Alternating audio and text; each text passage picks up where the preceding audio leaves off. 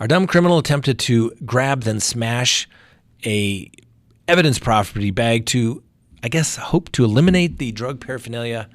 Problem is, she did it right in front of the police. Police meet Abby Louise Davis. That's right.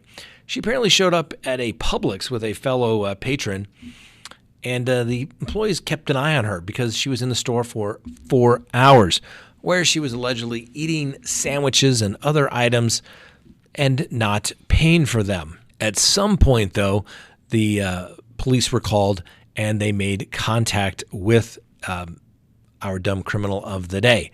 The authorities were finally contacted when they believed that she was stealing some vitamins. Eat the food, but don't steal the vitamins.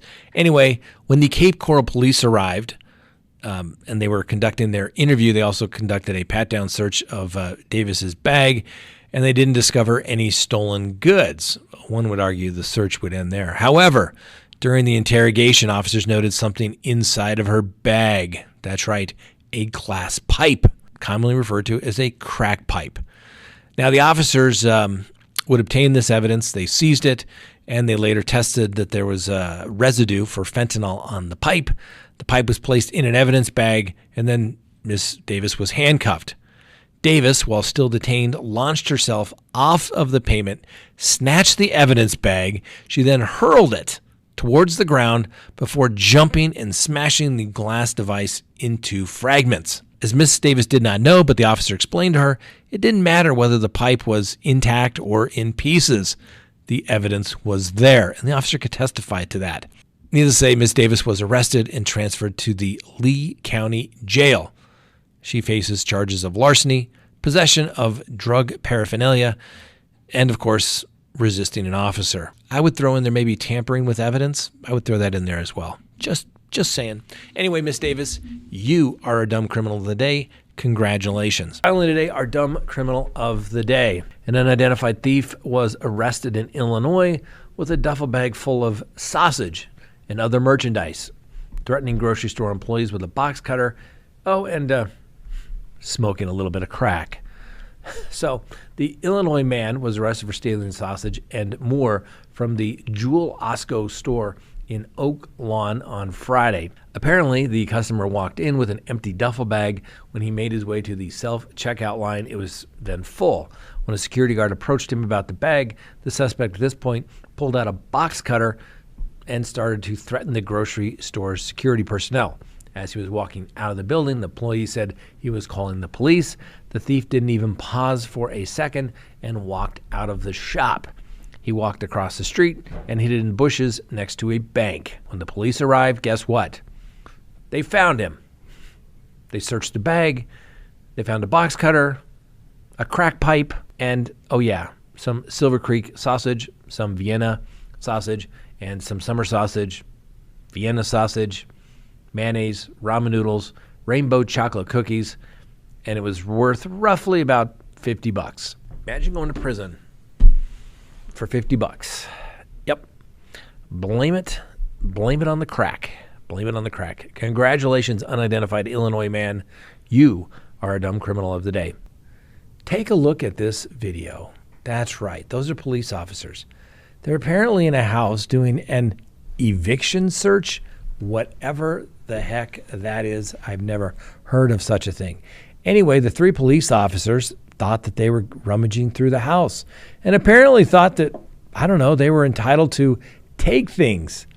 And this police officer, Curtis Traylor Harris, he had a jury trial because he and his co-defendants stole about $10,000 worth of property under the color of authority. Yep, that's right, $10,000. Well, he said he was coerced into taking it, and he knew that he was being videotaped, so he would never be that dumb as to videotape it. Yeah, that's right. The officer thought that her body camera was off. It wasn't. He said, who would be that stupid to steal stuff when you know you're being video recorded? That's right. I can tell you, Curtis Traylor Harris and his two co-defendants, that's how stupid you are. Anyway, a jury found that Mr. Traylor Harris was not coerced and actually stole at least $10,000 from these residents of the home. and that he was in a position of power. So you're guilty of theft by one in position of power. Well, that doesn't sound good, does it? Jeez. No, it doesn't. In fact, that just sounds dumb. Who would do that? Go through the house as a bunch of police officers serve and protect, right? And they're in there looting someone's home. Looting, literally. Unbelievable. Please meet Mr. Boris Richard. He's only 21, but he made an unauthorized entry into the Smith Funeral Home late Friday night last week. Now, Richard, who lives about 9 miles from the business, made an entry into the embalming room with several corpses present post-autopsy. He then videotaped several of the corpses on his cell phone via FaceTime and was showing an acquaintance the corpse while the business was closed to the public. Now, Richard, it appears, may have some connection to the business, but his bosses weren't impressed, and they say that he's not really an official worker and had been advised that he was not supposed to gain entry into the embalming room without consent. So he's been arrested on felony unauthorized entry charge, and Mr. Richard exercised his rights to remain silent when questioned by police, and he was released pending posting a $1,500 bond. Now, that's just weird. Who wants to go into a funeral home at night when you don't work there to take videos of bodies to be embalmed? Just a little weird. Now, the only thing that I could possibly think of what this person was doing was it comes from a case that I had many, many years ago.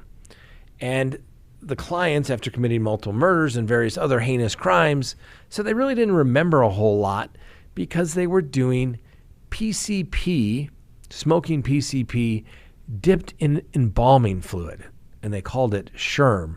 So I'm not sure if old Richard was in there looking for some embalming fluid to dip his PCP into before he smoked it, or if he's just weird and creepy.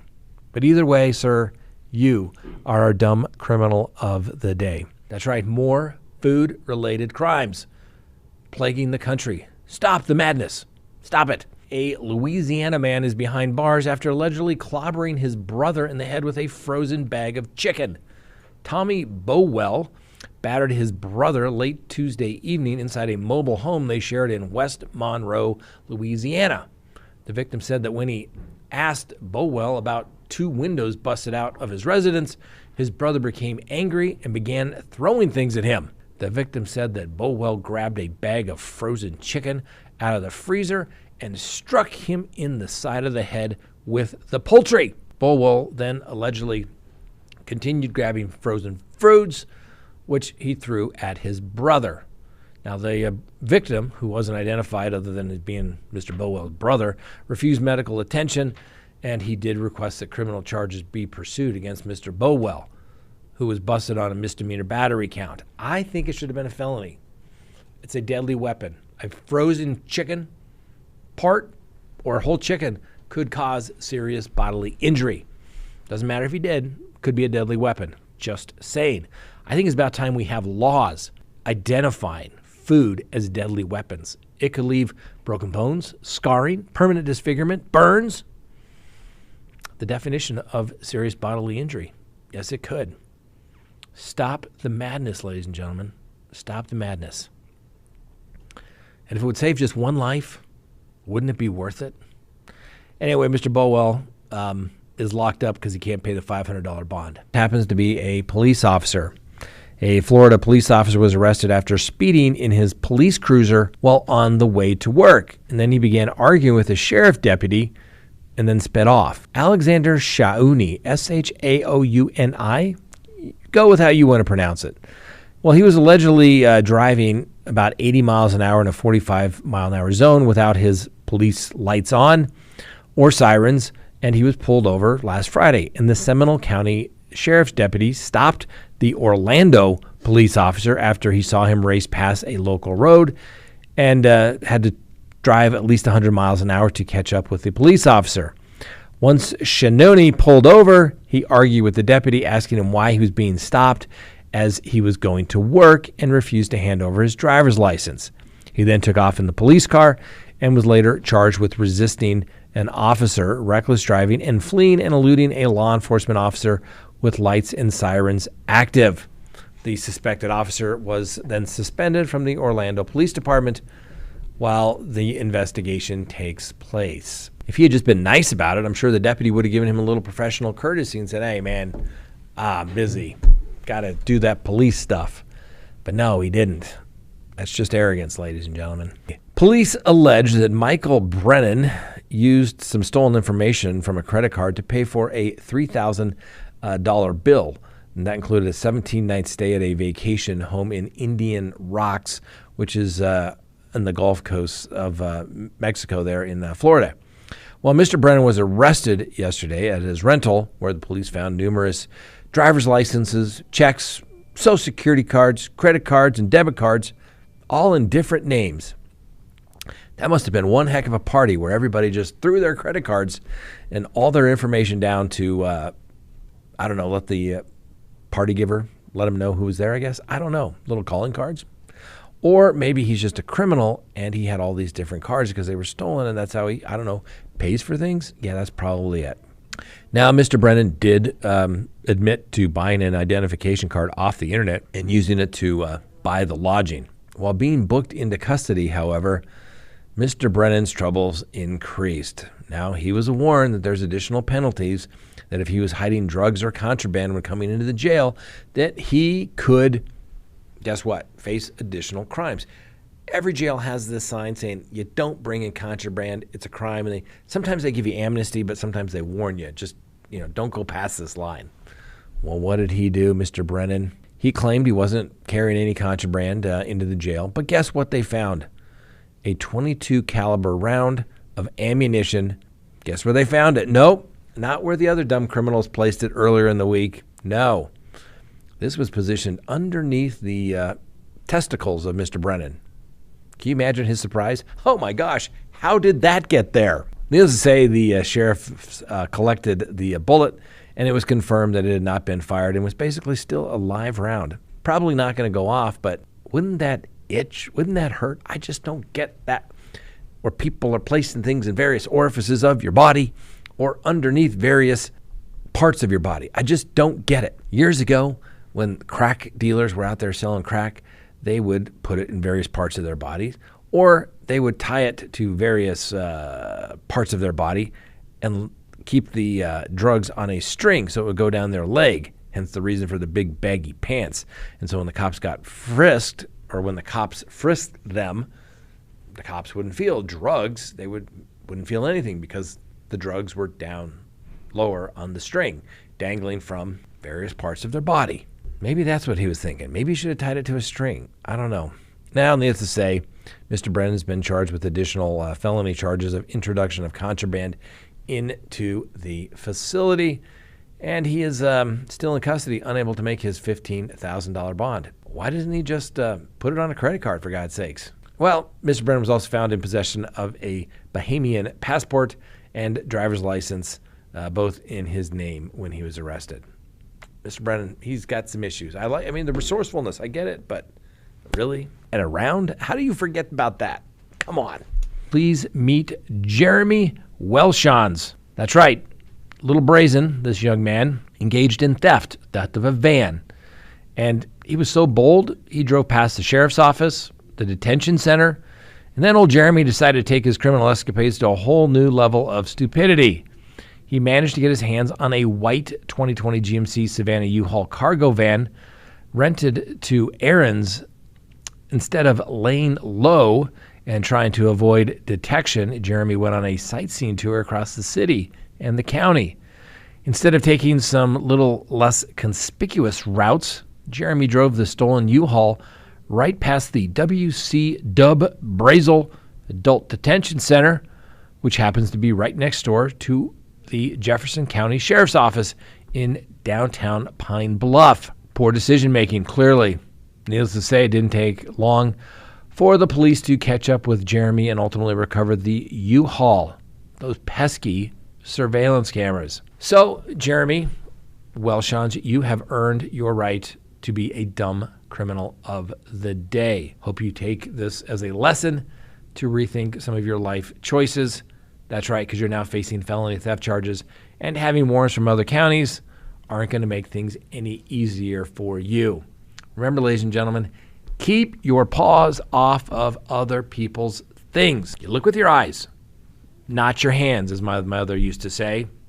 Keep your hands to yourself.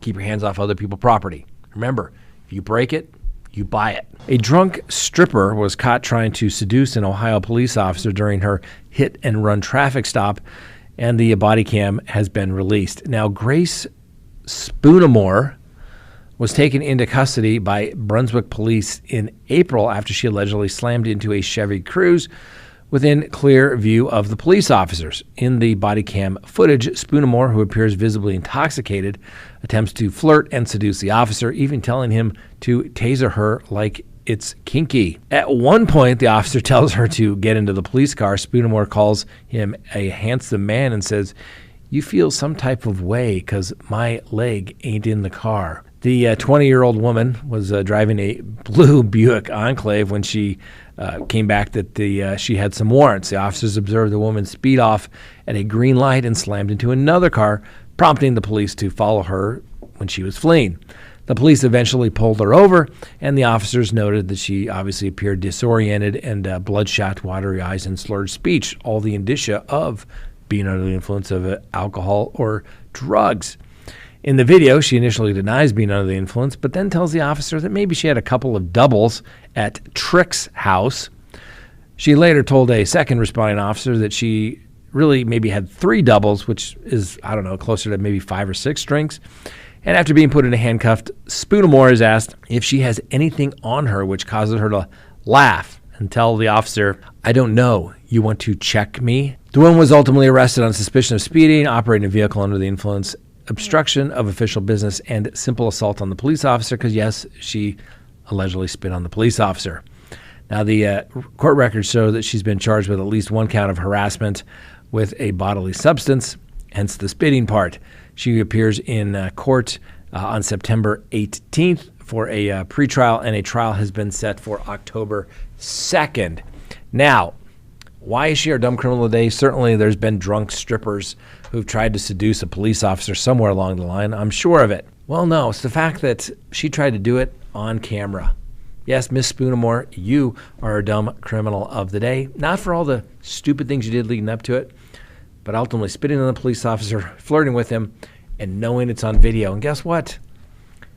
Just about anybody can get those body-worn cameras these days. So, Miss Spoonamore, you are a dumb criminal of the day. A funeral home worker whose job was to transport dead bodies in a Nebraska county is suspended after having an intimate encounter with a life-sized sex doll he found in the apartment of a deceased person. This is all according to police investigators. So please meet Ryan Smith. Do you ever think he thought this was going to be his 15 minutes of fame? I don't think so. Well, Ryan, congratulations. You made it. Anyway, so Ryan Smith and a colleague were dispatched last week to a home at the Rocket Creek Apartments in Omaha to collect the body of an individual who died. Now, near the body on the bed was a very real life-sized sex doll. Now, it's unclear if the deceased was using the sex doll when he died. We're not going to get into that, but we're focusing on our dumb criminal. Anyway, police allege that Mr. Smith then subsequently called the property manager and claimed that the local sheriff had asked him to remove the sex doll to collect swabs for the biopsies. Well, Mr. Smith's strange request was denied by the manager, who later returned to the apartment to discover that Mr. Smith was inside the unit, which had been locked with a deadbolt and a chain.